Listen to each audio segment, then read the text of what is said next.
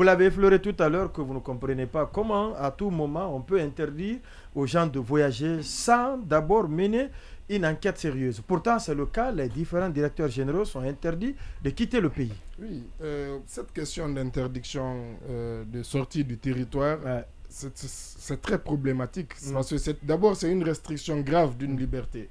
La liberté de circulation, d'aller et de venir, qui est aussi une liberté fondamentale. Maintenant, quand on la restreint, en général, la question d'abord se pose, qui peut restreindre cette question, ce qui peut restreindre cette liberté. Et je dis que la question se pose parce que vous savez, même avec les activistes, cette question s'était posée. À un moment donné, on a demandé au niveau, pourquoi Ibrahim Diallo a été empêché de quitter le pays. Alors que on avait brandi à l'époque même des réquisitions du procureur.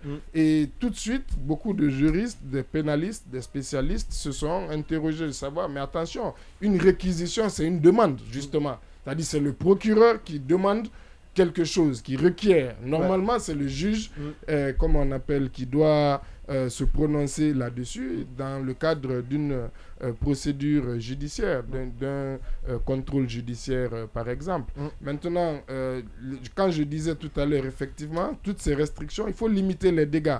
Vous savez, ça fait déjà 2 ans, on en parle souvent, que certains Guinéens sont empêchés de sortir du territoire. Ils n'exercent aucune activité, ils n'ont pas accès à leur compte, ils ne peuvent pas voyager également. Justement, et non seulement pour ceux d'entre eux dont leur affaire est pendante devant la justice, ces affaires-là n'ont pas forcément beaucoup évolué.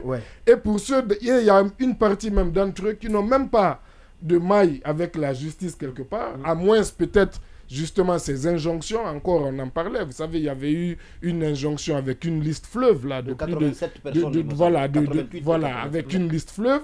Est-ce que c'est par l'effet de cette injonction-là, par exemple, et que on sait que le dossier n'a pas évolué, par exemple, sur les crimes de sang, etc., il n'y a eu rien.